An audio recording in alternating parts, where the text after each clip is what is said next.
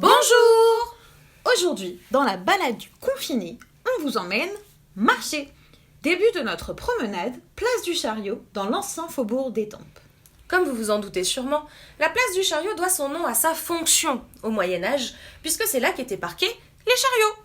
Mais ils étaient installés à cet endroit uniquement lorsqu'ils arrivaient après le début du couvre-feu et que les portes de la ville étaient fermées. Le reste du temps, ils se déplaçaient librement dans l'enceinte de la cité. Nous voilà arrivés au quartier de la Porte d'Étampes, autrefois appelé Basse-Bretonnerie, parce qu'il y avait beaucoup de Bretons qui vivaient dans ce quartier. Devant nous se profile notre point d'arrivée, la rue Jubé de la Perelle.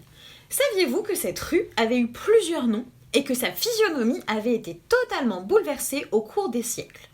Au départ, la rue Jubé de la Perelle porte deux noms, Ruelle des Cordiers et Ruelle des Remparts. Ruelle des Cordiers, car dès le début du XVIe siècle, la rue était utilisée par les cordiers, l'accès à l'orge et aux morues, facilitant la trempe des cordes faites de chanvre.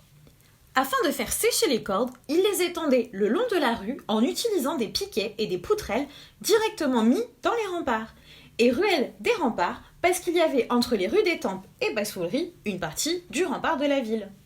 La rue conserve ces deux noms jusqu'au XIXe siècle, avant de prendre son nom actuel de Jubé de la Perelle. Et savez-vous qui sont les Jubé de la Perelle ? La famille Jubé de la Perelle descend du général d'Empire Camille Napoléon Jubé de la Perelle, qui vécut au château de Bonchamp, dans le hameau de Rouillon, où il meurt en 1824. Sa fille, la baronne Jubé de la Perelle, hérite alors de la propriété où elle réside également.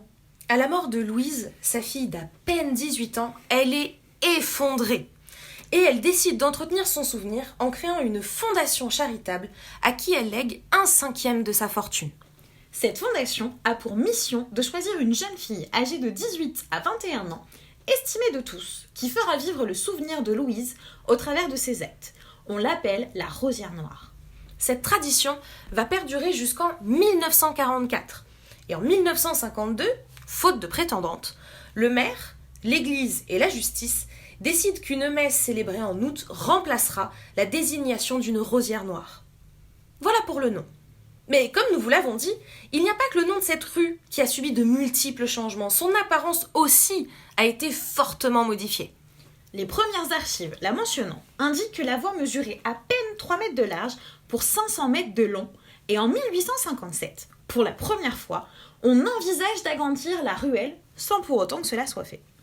En 1866, le maire, Émile Boivin, interdit le passage de la rue aux voitures attelées aux chevaux, afin d'éviter les accidents. Puis, en 1905, la rue est enfin élargie. Le rempart, ses 3 tours et le pilier de la porte d'Étampes sont rasés. La ruelle n'en est plus une. Elle fait désormais 5,20 mètres de large et affiche avec fierté son charme bucolique. Ses ponts enjambant le Morru, qui est un bras de l'orge, et ses saules jalonnant la route. Afin de protéger le Morru, une grille est installée en contrebas de la rue, grille que vous pouvez d'ailleurs toujours voir au pont du Puy des Champs. Pendant près de 70 ans, la rue reste ainsi. Mais en 1971, alors que l'automobile se démocratise de plus en plus auprès du grand public, le Morru est canalisé afin de laisser la place aux voitures. Le dernier grand changement physionomique va se faire en 1982, lorsque le centre culturel est construit sur l'ancienne usine à gaz de la Société des eaux et du gaz de Dourdan, dont l'activité s'arrête en 1962, après seulement un siècle d'existence.